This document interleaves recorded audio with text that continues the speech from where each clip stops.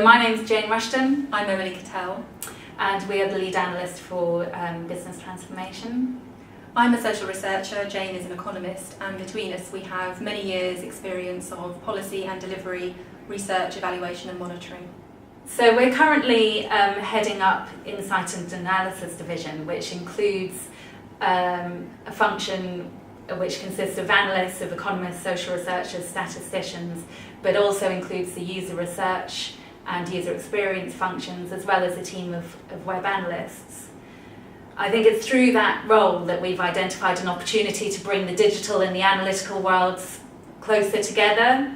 Through this work as well, we've identified lots of really practical tips for analysts on how to work within agile teams. It's affected our role as analysts quite significantly, I'd say, in a good way. It's provided a really big challenge to analysts to think differently and to be quite creative about how we can add value to different stages of the agile process.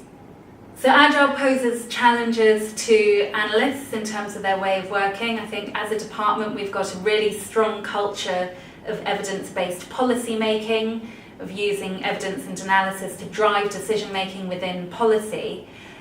I think the Agile environment poses new challenges for analysts to play that same role. It also brings a load of really good opportunities for analysts to show that we can be reactive and responsive and provide the right kind of evidence at the right time to correspond with the right phase of the agile process, but also to respond at the pace that the agile methodology requires of its teams. Agile allows analysts to demonstrate that we can be very nimble in the way that we can bring evidence to the table.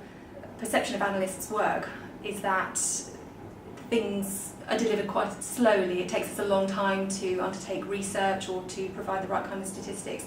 And I would challenge that assumption. I don't think that's true at all. On a day-to-day basis, analysts are very used to providing information very quickly, be it for parliamentary questions, for ministerial speeches or whatever. So it is a really good opportunity to show we can deliver all of this stuff and we can do it really well and quickly. I mean, Agile works in a different way. There's a real focus on being in the room, being co-located, but also during a discovery is necessarily not always that well defined. So analysts are often used to being asked sort of quite specific questions. What's the cost of something? What kind of evidence do we have on a particular customer group? You might find yourself as an analyst getting involved in an agile development of a digital service, say, having to identify the questions yourself, having to identify where can the kind of analysis I can do, where can that add value. That might be in, say, identifying the cost base of the existing non-digital service.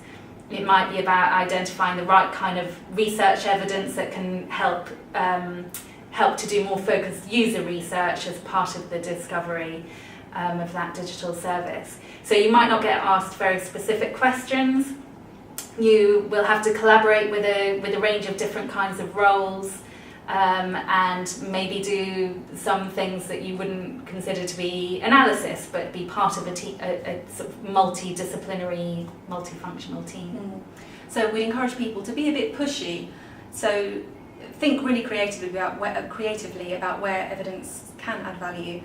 Help to challenge some of the assumptions in the room. Bring an idea of representativeness to the discussions taking place, particularly at early stages. So, for example, don't underestimate how useful just a few basic numbers might be in helping to set the scene. So that could be on the numbers of customers of a particular service. It could be their main characteristics, the main issues or problems that we know this customer group have told us about in the past. So, which are the outliers? Which are the most typical problems that people present, and use those to help inform the user stories. I think for us that's one of the really, really important things, so that those user stories are not assumptions based, but they are informed by real evidence from real people. Another area where we think analysis can really add value is helping to guide the discussions around outcomes and what sorts of things we expect this service to deliver.